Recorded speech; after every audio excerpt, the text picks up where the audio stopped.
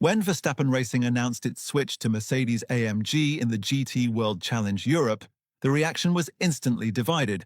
Some saw it as nothing more than a business decision and an extension of Max Verstappen's personal interest in GT racing. Others, however, viewed it as a potential early signal of something bigger, especially given the timing, which can hardly be called neutral. This partnership begins just as Formula One approaches the 2026 regulation reset, a moment when the competitive order is still wide open and every team is effectively betting on its own future. Mercedes is known for its long-term planning, structural stability, and heavy reliance on data-driven development. Red Bull, on the other hand, went through a turbulent 2025, marked by internal conflict, key leadership changes, and growing uncertainty over the competitiveness of its Red Bull Ford power unit under the new rules. The key point is this: Max Verstappen is not just another Red Bull driver. He is the most valuable asset on the grid. And in modern Formula One, a driver of his caliber always thinks several moves ahead. While he is publicly committed to Red Bull for 2026, he has simultaneously established a genuine working relationship with Mercedes at a professional motorsport level, not through political statements, but through real collaboration. Does this mean Max is definitely heading to Mercedes? No. But does it suggest he is quietly preparing an option should Red Bull fail to deliver in the new era? That is a far more relevant question. If you want to understand the bigger picture rather than just the headlines, make sure you subscribe and stay with us, because what follows is where the context really matters.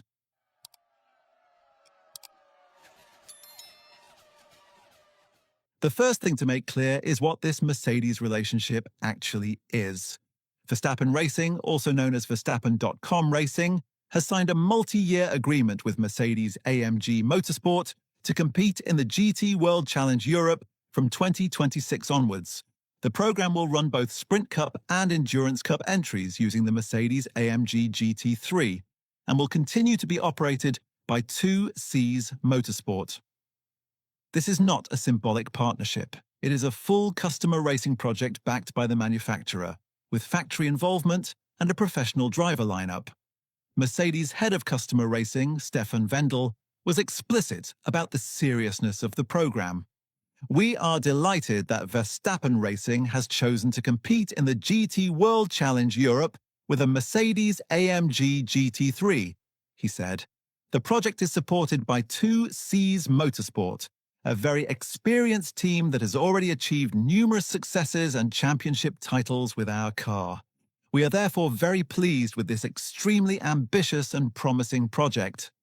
Ambitious is the key word. The driver lineup confirms that this is not a hobby effort. Chris Lullum, a sim racing convert who has already delivered results for Verstappen's team, will be joined by Danny Juncadella in Sprint Cup competition. For the Endurance Cup, Mercedes factory driver Jules Gounon comes in, which automatically places the car in the Pro category. Gounon is not just a GT specialist, he also races for Alpine in the World Endurance Championships Hypercar class. This is a serious top-level program. Crucially, Verstappen himself has been directly involved. At Estoril, shortly after the 2025 F1 season ended, he drove the Mercedes AMG GT3 as part of a private test operated by 2Cs Motorsport, sharing the car with Gounon. That matters. Verstappen is not lending his name from a distance. He is physically integrating himself into the Mercedes racing ecosystem, working with its engineers, its drivers, and its operational culture. All of this, taken in isolation, could still be dismissed as coincidence. Verstappen has never hidden his passion for GT racing. He won on his Nürburgring Nordschleife debut in an NLS race with a Ferrari, and he has spoken openly about wanting to contest the Nürburgring 24 hours one day. He is building a long-term motorsport future that goes beyond Formula One. On paper, choosing Mercedes for a GT program does not automatically imply anything about his F1 career. But Formula One does not exist in isolation, and neither do drivers of Verstappen's stature. Context is everything, and the context surrounding Red Bull over the past year is impossible to ignore. Red Bull's 2025 season was not just about fluctuating performance, It was about instability at the highest level of the organization. Internal conflicts that had simmered since 2024 came into the open. Key figures departed. Leadership structures changed. The sense of calm, ruthless efficiency that defined Red Bull during its dominant years was visibly eroded. Verstappen himself has never been shy about expressing discomfort with chaos. His public criticism of Red Bull's handling of Liam Lawson's demotion after just 2 races in 2025 was revealing. "I didn't agree with that at the time," Verstappen said in an end-of-year interview, "because in the end, you end up ruining someone's chance at a top team." That comment was not just about Lawson. It was about principles, stability, and decision-making. At the same time, Red Bull is entering the biggest technical gamble in its modern history.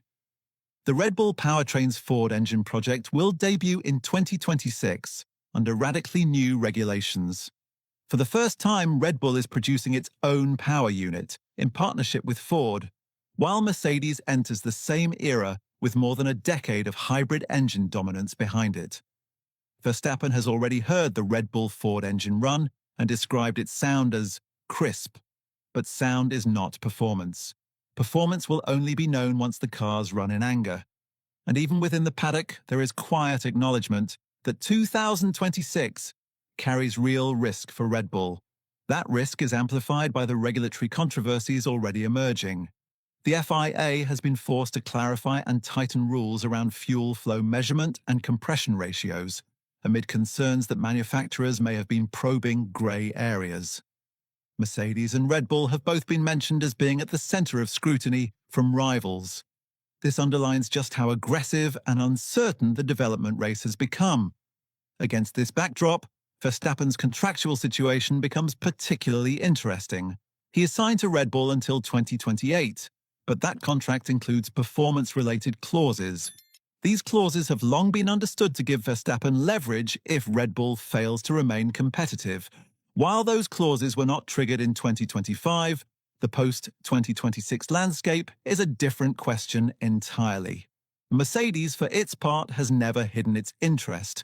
Toto Wolff has repeatedly acknowledged that Verstappen is a driver any team principal would want. During 2024 and 2025, Wolff confirmed that discussions had taken place. Mercedes also delayed locking down its long-term driver lineup, fueling speculation that it was keeping its options open. What makes the GT collaboration so intriguing is that it operates outside the political noise of Formula One.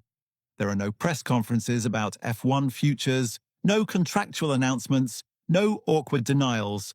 Instead, there is practical cooperation.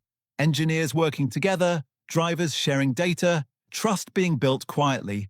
This is how serious motorsport relationships often begin. Not as dramatic transfers, but as parallel projects that allow both sides to evaluate compatibility without commitment.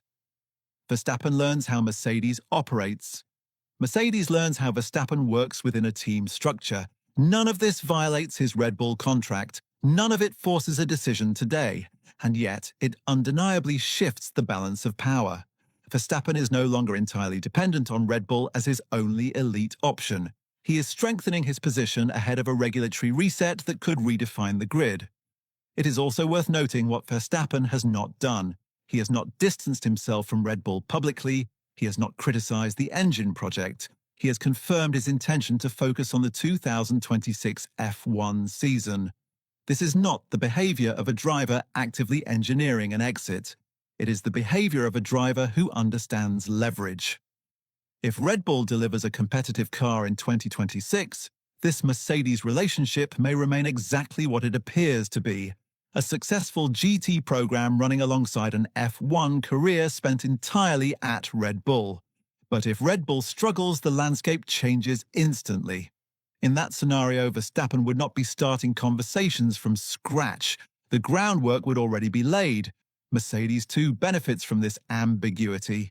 Without signing Verstappen, it keeps itself aligned with the most complete driver of his generation. It signals ambition. It reminds the paddock that, despite recent struggles, Mercedes still sees itself as a future powerhouse in the new era. None of this proves a transfer is coming. But Formula One is not about proof, it is about positioning. And right now, Max Verstappen is positioning himself better than anyone else on the grid. So when people ask whether this GT partnership is just coincidence, the more accurate response might be that coincidence is the least convincing explanation in a sport defined by calculated moves. The real question is this: if Red Bull's 2026 project falters, would Verstappen hesitate to activate the options he is quietly building today? Or has that decision already been made in principle, pending performance? Let us know what you think by writing your view in the comments below.